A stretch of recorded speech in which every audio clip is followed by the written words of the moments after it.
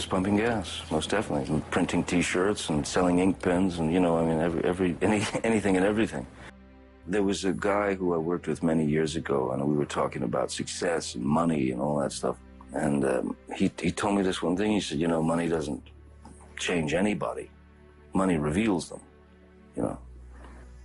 Same thing with success, and I believe that, wholeheartedly. I'm still exactly the guy that used to pump gas, I'm still the guy that was a mechanic for a minute, I'm still, exactly. I just happen to have a weirder job at the moment. If we could celebrate every breath that we take, because nothing's a guarantee, if we could celebrate the breath and the exhale, which is being alive, without, oh, my car won't start. There are things that are very, very important in life that we don't think about, And one of the most worrisome things that I went through for years is you're freaked out about your past. You're worried, you're scared to death of the future, but the now doesn't exist. And I think that's a grave mistake that we make. By the time you were 15, that you had lived in 20 different homes, is that true? My mom liked to move a lot. A lot. A lot? Yeah. One time we moved from one house to the house next door. So how do you adjust? How do you get to be, if you're going in a different school all the time? Well, it was kind of normal. We didn't know anything else, you know. So for us, it was kind of normal. I moved to Los Angeles in 1983, and was basically an unemployed musician, and a buddy of mine, Nicolas Cage. Yeah. I was filling out job applications, and Nick suggested that I meet his agent because he felt I should be an actor. Why? Don't know. Don't know. Still don't know. Okay. But no, so you'd never seriously thought about it until Nicolas Cage mentioned it. Yeah, I mean, and for me, it was really just, I just thought, well, at this point, I'll do anything. I just got to pay the rent, I was on the verge of being evicted. And... So you consider yourself lucky? Very lucky, yeah. But you have to have talent to meet the luck, right?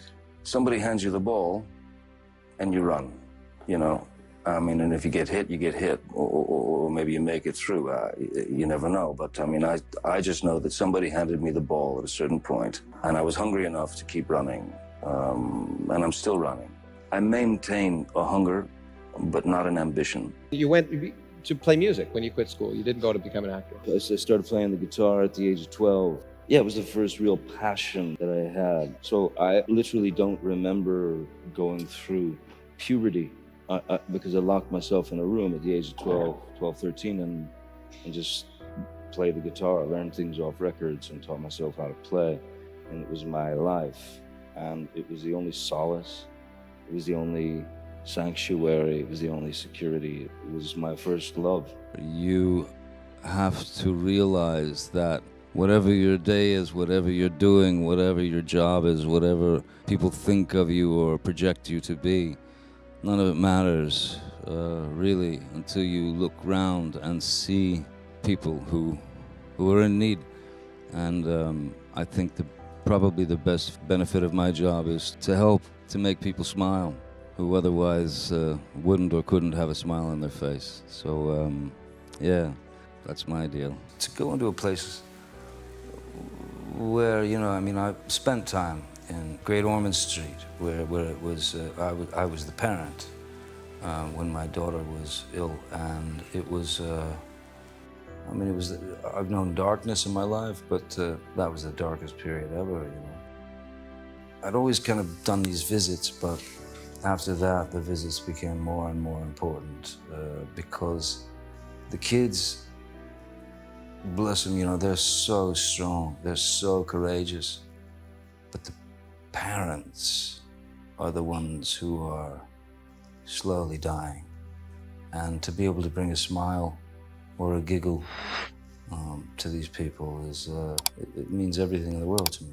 Do you look back and say, look, I did what I wanted to do. It's defining of me. There were other things that I probably should have done. Not from my perspective. I mean, from my point of view, I did the right things. Every film that I've done, I'm happy that I made that choice. I don't have any regrets whatsoever. Most people would say that if you wanted to be a leading man in a traditional way, it was yours there for the taking, and you didn't want that. I think any actor, given a certain amount of success or given a certain amount, somebody hands you the ball, you run with it. Any actor could do that, but it's not me. It wasn't me. I was on a television series for 3 or 4 years, about 4 seasons, and I was, without question, a product. Not my own product, that was somebody else's product. And they shoved me down the throats of America, and it was a very uncomfortable situation. And I swore to myself that when I got off that show, I would do what I wanted, the way I wanted to do it. And I stick to that. So, I mean, if I had to do leading man things just to continue to be an actor, continue to work, nah, I'd rather go back to pumping gas. What do you think when you look at those pictures?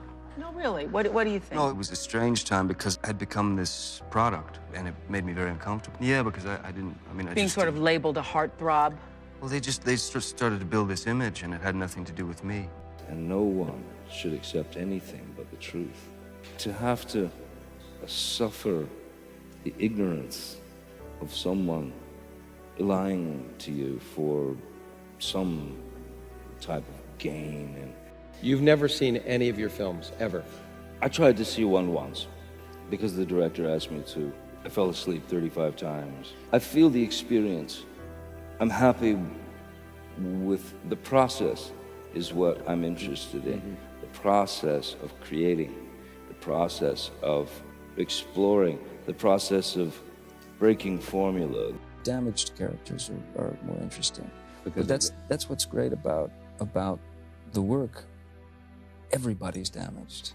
Everyone's damaged on some level. And I'm fascinated with human behavior. I'm fascinated with the flaws of the human being. I mean, I'm just fascinated. It's a strange thing because the greatest thing you can do as an actor, I think, is to be an observer. And at a certain point, something bizarre happens. And you're not able to observe in public anymore because everyone is observing you. So that's a kind of danger. Since May 27th, when my daughter was born, I have been floating. I smile constantly, which I never did before. Yeah. And you never imagined you would have it this kind of... No, you can never, everybody tells you and you know what they're experiencing, it's going to be something, sublime, but no, you just don't, you can't imagine it until it actually happens.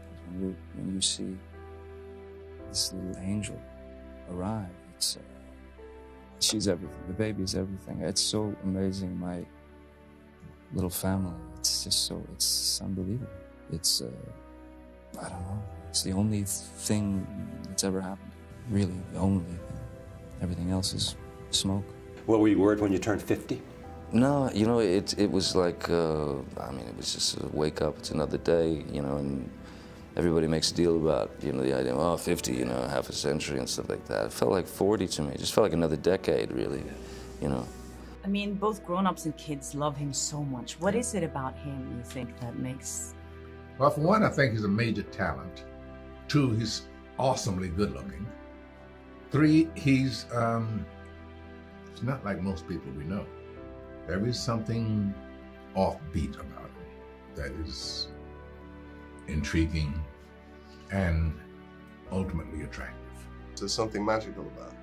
My kids call him Uncle Fun, and he is, when you are with him, you are pretty certain that nobody else is having as good a time as you are. I came here for you, the people, who, through whatever good times or bad, have stood by me, trusted me, and you've, thank you.